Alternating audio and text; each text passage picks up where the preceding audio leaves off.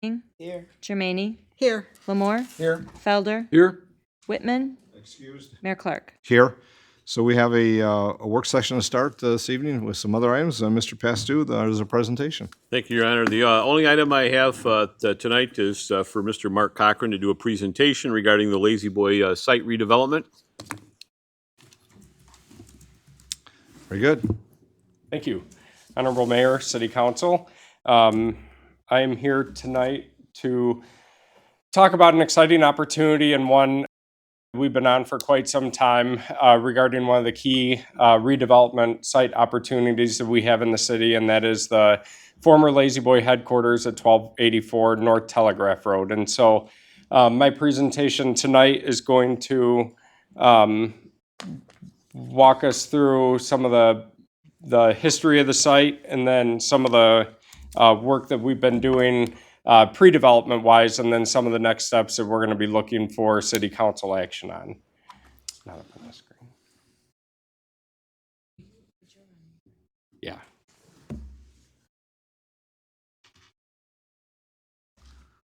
Sorry. That's okay. We're just getting to the screen. I know we saw the There we go. the web page, and here's the presentation outline. Yep. So first, like I said, going to go through some of the background on the site itself related to Lazy Boy's history, and then the opportunity zone designation, some of the work that City Council is aware of in terms of the sub-area plan, the Telegraph Road Corridor Improvement Plan, and then get into some of the work that we've done in an effort to successfully redevelop the site. So first, as many are aware, in 2012, Lazy Boy announced plans to build a new world headquarters. It should not be lost on anybody that they had looked both at staying here in Monroe as well as leaving Monroe and possibly leaving Michigan. So there was quite some competition in terms of trying to keep their headquarters and keep their jobs here in our community. Luckily and thankfully, they chose to remain committed to Monroe and keep the headquarters here, which they moved into in 2015 on Stewart Road. And so since then, the property on North Telegraph Road has been vacant and empty. So I wanted to go through, as part of the effort to keep Lazy Boy in Monroe and in Michigan, the state had offered Lazy Boy a package of tax incentives, and I just wanted to go through those briefly tonight. They did receive what's called a Renaissance Zone incentive from the state of Michigan that was valued at about $9 million. What that equated to was 6 years of 100% property tax abatement. Beginning next year, they're going to start paying property taxes on their new facility, starting at 25% next year, followed by 50% the following year, 75% on the third year, and then finally reaching 100% respectively. They also received $3 million from the MEDC and the Michigan Strategic Fund through a business development grant, and about $700,000 in infrastructure grant to construct their new facility. All of those incentives came with certain requirements. Within a couple years, they had to either, one, demolish the existing building, or they had to sell the property to a third party for redevelopment, or they had to come to another action that's been mutually agreed upon between the company and the city of Monroe, and you'll see that in quotes because that was taken directly out of the agreement. Further, as part of the incentive, each of them had certain milestones that Lazy Boy was required to meet. $51.5 million in new capital investment into the community in Michigan was required, as well as the creation of 50 new jobs and retaining the 435 jobs that were at the existing headquarters. I can report, and we just had a conversation with Kurt Darrow, I believe it was Friday, and he reported that they have achieved all of those milestones. As of 12/31/18, they reported to the state that they had invested $66.4 million in new capital into our community. Employment at the new headquarters increased by 20% with the creation of 100 new jobs at the Monroe headquarters, and they have indeed retained all 435 jobs. And so when we talk about Lazy Boy's commitment and dedication to our community, I think that's demonstrated in the amount of capital investment and the new jobs that they kept in Monroe by choosing to stay in Monroe. So going back to the requirements to either demolish the building, sell the property, or come to another agreement with the city, They could have demolished the building and sold the property, and we wouldn't have much control over who bought it or what located on the site. They could have sold the property again to a third-party developer, left the building as is, and we would have been in a condition where we may not have realized the highest and best use in terms of property tax value and new jobs.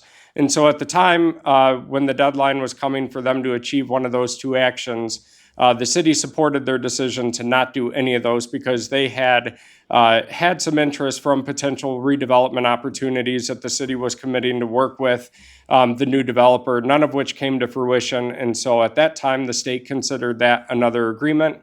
Therefore, they had no outstanding milestones that they had to achieve. So I just wanted to give some background on what their incentives were, what their requirements are, and again, reiterate that they have achieved all their requirements, as well as a significant investment in our community. So I'll take a breath there and ask if there's any questions before moving on.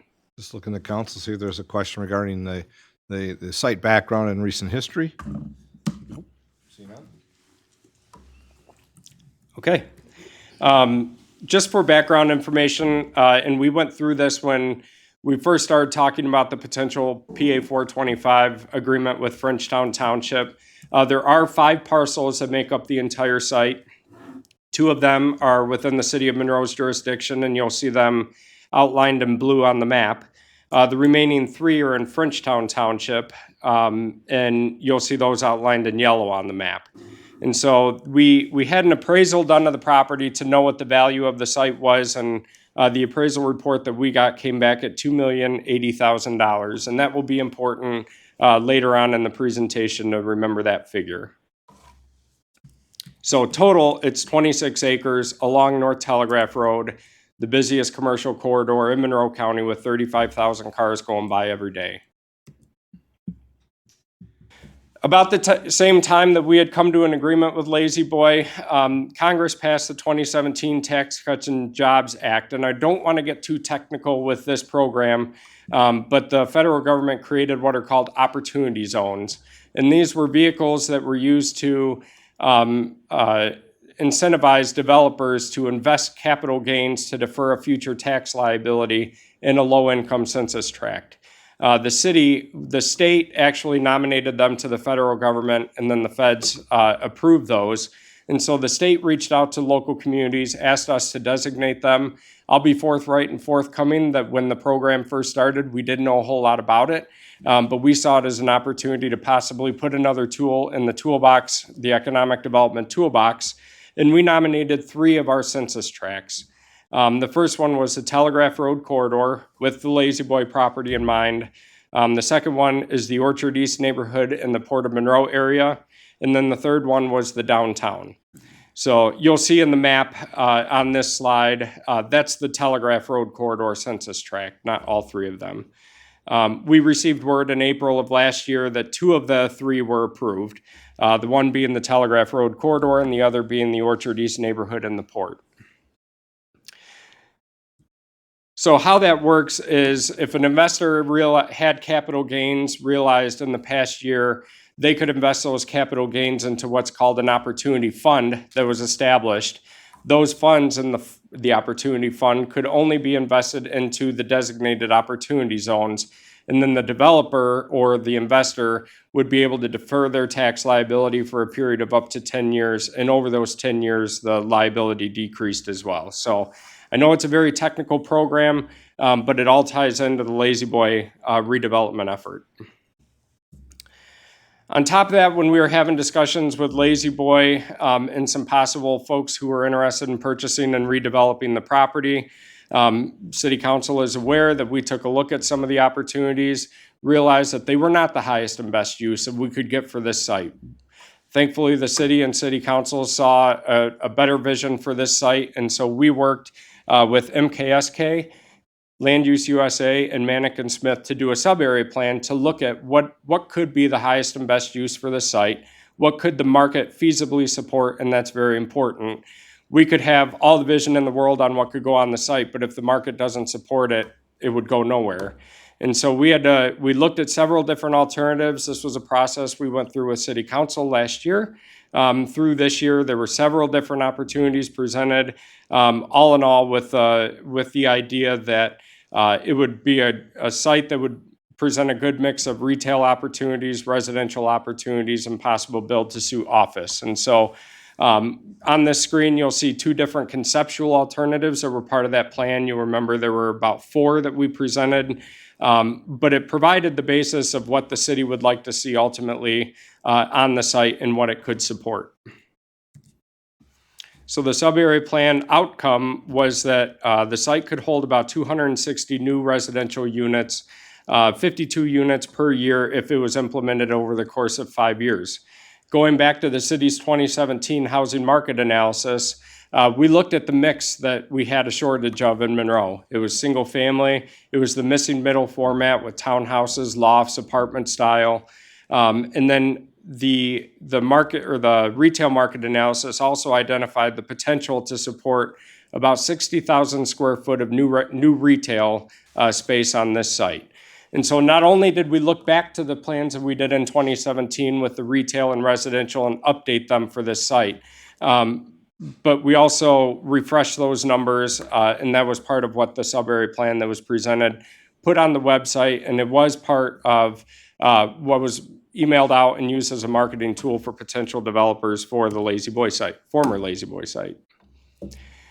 Finally, more recently, we worked with the Monroe County Business Development Corporation, SIMCOG, Monroe Township, and Frenchtown Township to take a look at the entire Telegraph Road corridor, with the former Lazy Boy site being an anchor for redevelopment. But what are some things that we can do to improve that entire corridor?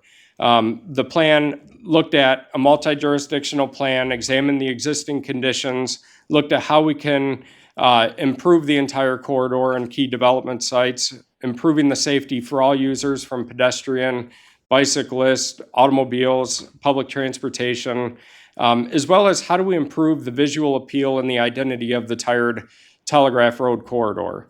And it also identified potential action steps. So all of this set the stage for the next step being looking at establishing a Telegraph Road Corridor Improvement Authority to implement those recommendations and to be the source of funding for the improvements. You'll see on the screen, this was the section taken out that shows the former Lazy Boy headquarters, some of the traffic improvements, the pedestrian walkways, the trails, and some of the green space improvements that we can make along the corridor. So all of that just providing some background refresher on some of the pre-development activities that the city is undertaking regarding the redevelopment of the site and the possibility and how we bring it to fruition. Question? Yes. In your opinion, Mark, if the city had not engaged in looking at redevelopment options for the Lazy Boy property, would there be a potential development? No. And I think the importance of doing the sub-area plan is it set forth for developers to know before they start looking at the site, what are our expectations for it? And I'll get into that a little further down through the presentation when we talk about how all of that contributed to what the next steps are, or the proposed next steps are. When we looked at the site, it was obvious, and I did a walkthrough with some of the environmental consultants, that the building needed to come down. The one time I was in there, I think it was last October, there was mold everywhere. The air quality was terrible. The building itself, there were holes in the roof where it was falling in. The condition was just almost to the point where it was dangerous. You couldn't go in there without a respirator. So all of that told us that any redevelopment, the building has to come down. That was laid out in the sub-area plan. And so we looked at how much is it going to cost to bring the structure down. The city contracted with a firm called AKT Peerless to do an asbestos and a hazardous material survey, as well as a phase 1 and a phase 2 environmental site assessment to look at the entire site, what is the existing environmental condition, and then to get a ballpark estimate on what it's going to cost to remediate any environmental concerns, as well as to bring down the rest of the structure. The pre-development demolition, environmental remediation costs, these are activities that have to occur before you can bring the structure down. There's significant asbestos throughout the entire site. Obviously, with it being there for 80 plus years, Lazy Boy had done addition after addition, had remediated some, didn't get all of it. And so we took a good hard look, did a lot of samples through the facility of what the extent of asbestos contamination is. It is very significant.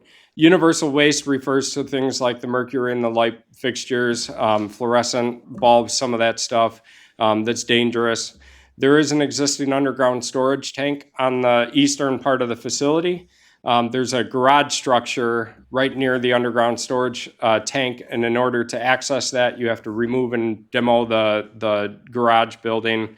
And then because of the past manufacturing history on the site, of that being the original site where they made furniture, there were lacquers and dyes and some of the other chemicals that were used in production found in the soil. So there is some minor soil remediation, but nowhere near the extent that we thought that there was a possibility of. So that estimate came back at $1,135,000. Total demolition estimate to take down the entire building and remediate the site is about $2 to $2.5 million. Now go back a couple slides when I mentioned what the appraisal came back at. The property itself without the building is going to be worth about $2 million, the same as what it's going to cost to demolish and remediate the property. That price tag includes the pre-demolition activities as well as bringing down the rest of the structure. You know, given the challenges that the entire roof is asbestos, you have to remediate that very carefully, as well as the drain going through the building, protecting the drain from the demolition, from anything getting into the waterway. It had some complications and a little more expense. But while the city undertook this work, as development occurs on the site, the city will be reimbursed through a brownfield plan. So think of it of the property taxes being frozen at the condition before development. Any value added as a result of development in the property tax value, the city will recoup our costs for these activities as part of that brownfield plan. So while the city laid it out, we will be recouped while the site gets redeveloped.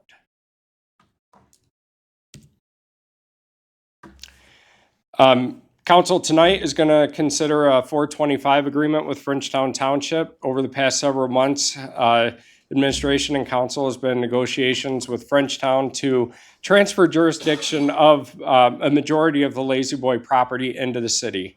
Now, the benefits of doing that are a potential developer only has to work with one municipality, one building department, one zoning authority, pay taxes to one jurisdiction, as opposed to splitting that up parcel by parcel.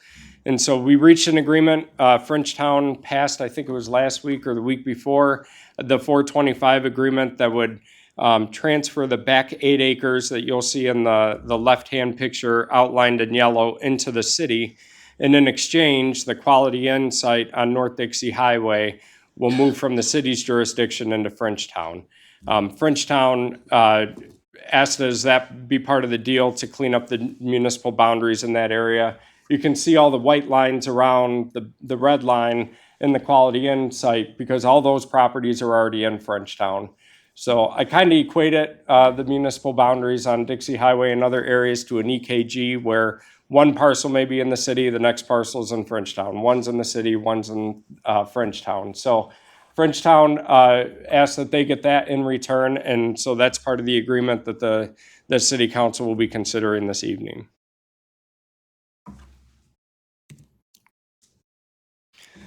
So when we got the price tag for how much it's going to cost to demolish the site and remediate it, we started looking at possible funding options and alternatives for how to finance the demolition to pave the way for eventual redevelopment.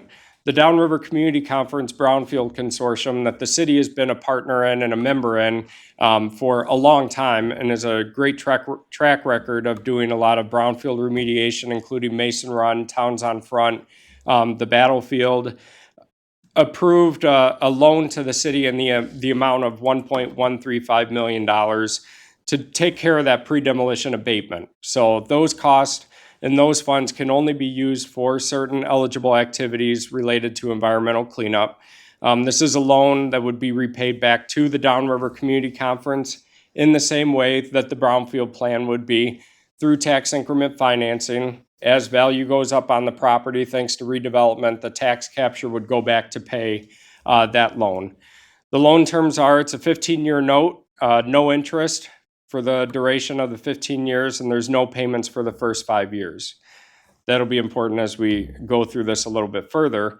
But that still leaves us about $1 to $1.2 million to bring down the rest of the building.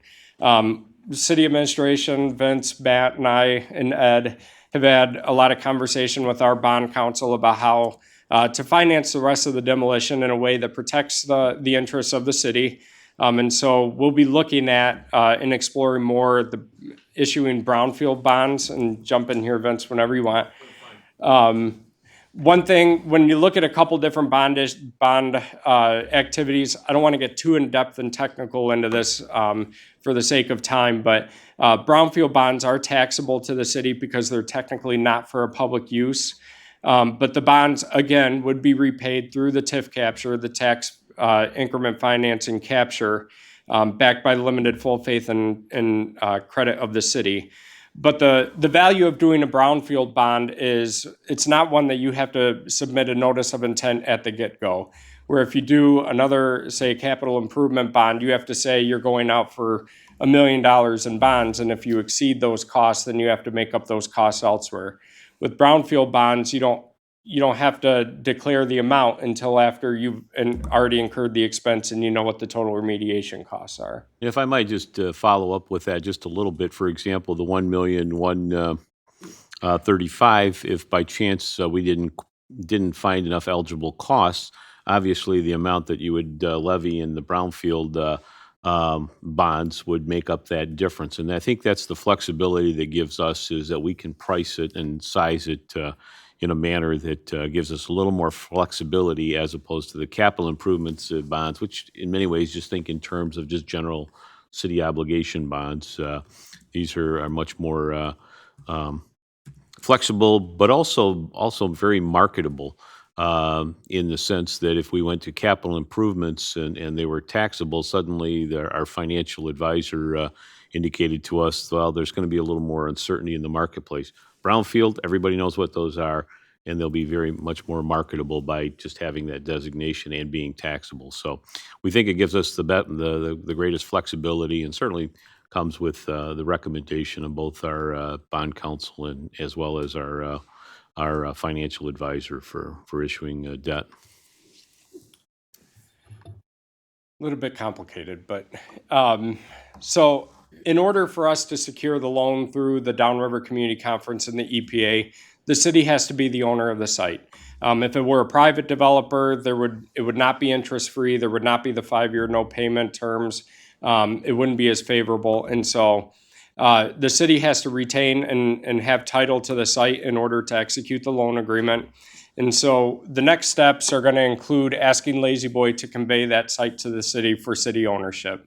Then we can pursue or continue forward with the demolition of the structure, and then leading ultimately to the redevelopment of the site. So the conveyance request will be before council in a couple weeks to ask Lazy Boy to officially donate that or sell that to the city for $1. The city will then demolish the building at a cost of $2 million. But keep in mind, the property is worth $2 million. So after we develop that, we know we've got a property that's worth the same amount that we expended, that we could then turn around and sell for redevelopment for $2 million.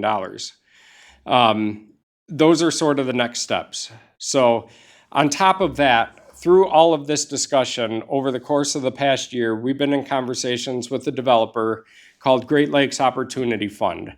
Great Lakes Opportunity Fund is a very well-capitalized, well-experienced developer who approached the city with interest in this site. They were also looking at several other sites across the country in the Midwest, as well as other sites in Southeast Michigan. But I'll say what attracted them to invest their funds into the former Lazy Boy site is the fact that we did our homework. The fact that we had a sub-area plan that already showed them what the community wants for the site. The fact that we have the corridor plan and how it ties into a larger vision for the site. The fact that we did go after the opportunity zones. I got to say, I've been to a couple conferences where they're talking about opportunity zones, and some communities don't have any, and they're amazed that we had 2. And they ask how we did it, and the response is, well, we threw spaghetti at the wall and it stuck, and we're very fortunate. And so we've marketed these as opportunities. And so the fact that all of these came together, and I understand we get knocked sometimes for doing studies and doing plans, but I'll say if we had not, to your point, Councilman Angeli, if we had not done our homework, we would not be in the discussion with the developer that we are right now.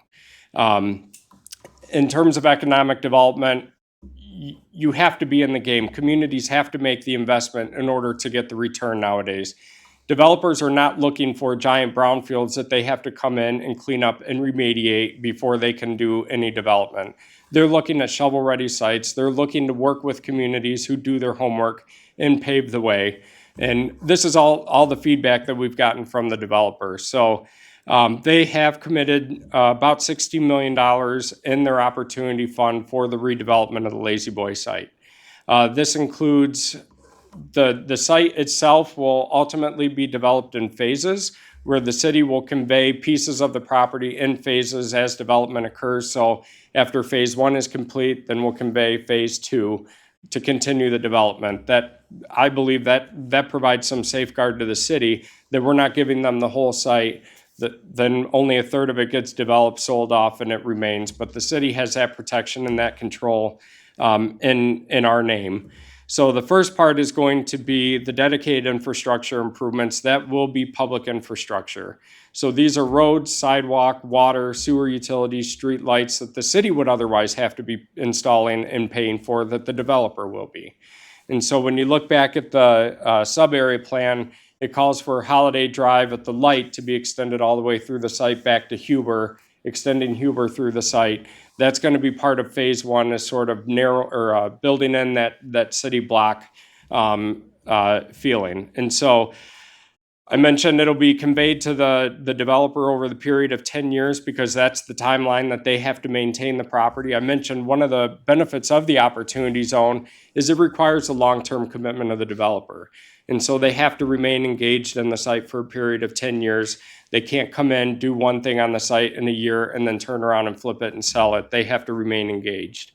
And so I say all of this for the fact that we are getting a site. We're going to pay $2 million about to demolish the site. We're going to have a site worth $2 million for a $16 million commitment. It's a pretty solid return on investment. And in the end, the only outlay for the city and the only expense that we're not getting reimbursed for is the cost of the sub-area plan that we did. So. Questions? Yes. Is the 16 million the first phase $16 million total. out of 16 million over the 10 years? Mm-hmm. Okay. Over all 26 acres of the site. So the first phase is going to be about $2 million to install the infrastructure and then the development that'll occur. We're still in negotiations to finalize the development agreement. So there's still some minor details to be worked out, and that'll be coming before the city council, hopefully at the next meeting or very soon. Who will be maintaining the actual property itself, like the plowing of the streets and repairing curbs and whatnot? There'll be dedicated public utilities and public roads, so it'll be the city maintaining them. Yes. Thank you. Oh, yes, Councilman, sorry. The 26 acres, that encompasses parts that will remain in Frenchtown. Yeah. So, Yep. So part of the agreement with Frenchtown, on the map, 3 and 4. Those Frenchtown did not want to give up jurisdiction to, and so those two will remain in Frenchtown's jurisdiction, but the city will own the entire site. so those incentives would be eligible to be used in those sites as well. Is that what I Yes. understand? Yep. First, because the opportunity zone is covers the entire corridor, but second, because the city will be the owner of the property.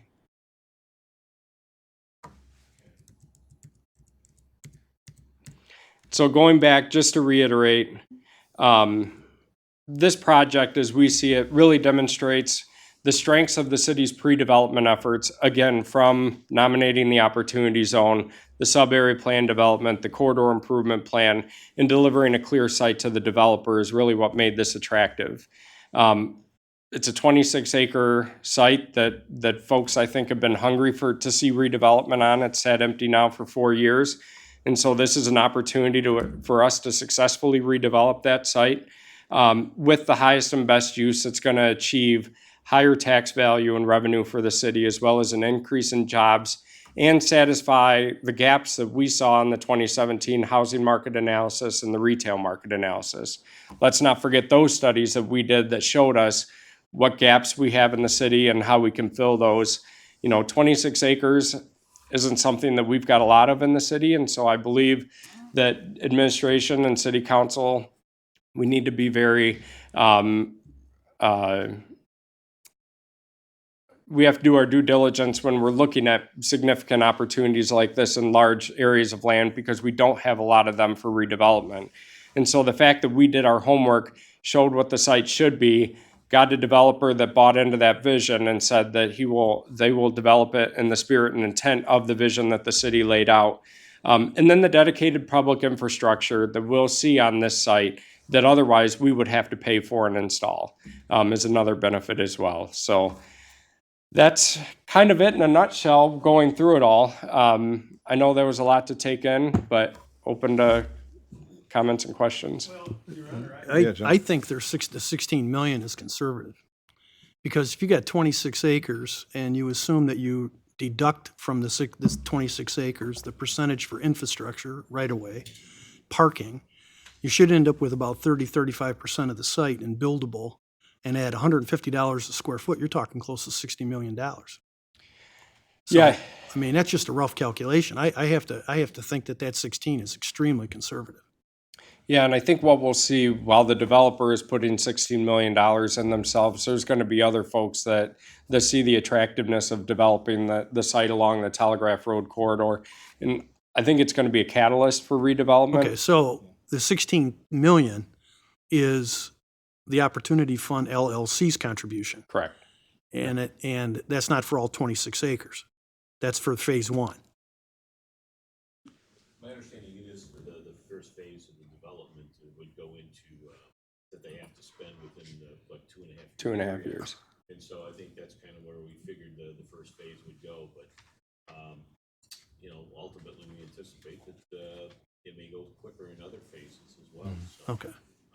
So they would develop all 26 acres, or if another developer came in and said, I want to build 100 housing units? we would, part of it is, and some of the details we're still working out with the development agreement, is that, they would have the initial right, if you would, toward that development going forward, which is to say that since they put some of the infrastructure in for our benefit, they can partner with Okay. others for that development in the future. But at the end of the day, it's still going to be done within the concept of the sub-area. Yeah. plan. And I think that's, they may find another opportunity zone partner that they would like to work with on the next phases as well. So I think as that gets better I'm sorry. I think as that gets better understood how that works and functions, you may have others looking to partner with other projects like this to take advantage of, what is pretty favorable tax opportunity for investing your otherwise capital gains into income-producing development. Well, my understanding of the Opportunity Zone Fund is it's not a 10-year. I mean, it's 10 years when the developer wants to invest his money. Yeah. Okay, but if another developer comes in at year 3, then he starts his 10 years. Right. Okay, so there could be incremental periods. Yeah, there can be more than one opportunity fund Yeah. working in an opportunity zone. Because if you look at this opportunity zone, it covers the city's stretch of Telegraph Road into Frenchtown and Raisinville Township. And it So also includes the Nortel Lane site. it does. Which in the newspaper, they said they're gonna, right. they're not gonna redevelop it, somebody else will. So it goes by census tract, not municipal boundaries. Okay. Andrew, I think you have a question? Nope.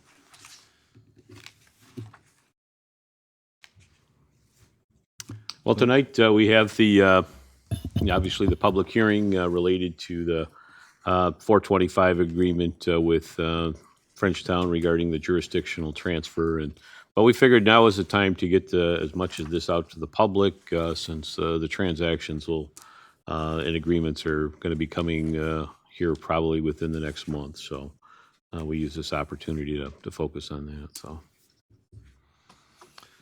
Very good, Mark. Thank you. Great presentation. I know that the questions and comments are very pertinent as well as this moves forward. And I agree with John. I think that there's great possibilities as we get through the first phase and on. And I think it's just going to attract more attention. Not only that site, as was mentioned, the opportunity zones that are within the city, both from the Telegraph to our Orchard East and Port area as well. So thank you. Yeah, and I mean, the Telegraph Road Corridor Improvement Plan, you'll remember, identified, I think, 5 different primary redevelopment sites, and all 5 of those are in the Opportunity Zone. Procedural question, Your Honor. Can we get the sub-area plan for Lazy Boy and the corridor study adopted as an amendment to the master plan? Let's back that up just for a quick second. When the question came up a few months ago, my thought is that, now that we have the sub-area plan, when we start considering the adoption of the corridor plan, we can incorporate that with more specific detail into the corridor improvement plan, I think. That was kind of my thought, because you obviously would, I think it's important that it be tied with the Telegraph corridor plan, to be honest with. When's that going to go before the planning commission? My concern is if we get the corridor plan as an amendment to the master plan, it's got a lot more teeth in it relative to managing development along the Absolutely, corridor. yes. And there's no disagreement from Okay. administration in that regard. It's just, but you know what, for maybe not tonight, but at the next meeting, I can give you an outline of how we go about incorporating the actions related to those incorporations into the master plan overall, but also, okay, we need to lay out a plan for doing the corridor improvement authority. And I think Mr. Cochran, working with the BDC, is going to be presenting to both Monroe Charter Township and Frenchtown Charter Township here in the next month or so. And whether they participate is one thing, but I think we've agreed that administratively that we should form our own district at this Yeah. point. Does it make, Your Honor, does Yes. it make sense that this presentation be given to the planning commission and the Brownfield Authority so they have an understanding of what the scope of the project is? Yeah, I think Planning Commission, it's a good idea. We're going to be meeting and discussing with the Brownfield Authority later this Planning week. commission, I think, really needs to Yeah. get an idea of what all this is going to be about, because they're going to be involved in the reviews. Yep. Yeah, they've been invited to when we presented the final sub-area plan and the Telegraph Road Corridor Improvement Plan, but we haven't brought them up to speed on how it all comes together because we wanted to present to council first. Cool. Other questions or comments? Seeing none, I think that's the extent of the work session, correct, Mr. Pastu? That's all I have. Okay, then I think we're just going to move forward, and at this point, we'll close the work session, and we have another meeting scheduled. Right?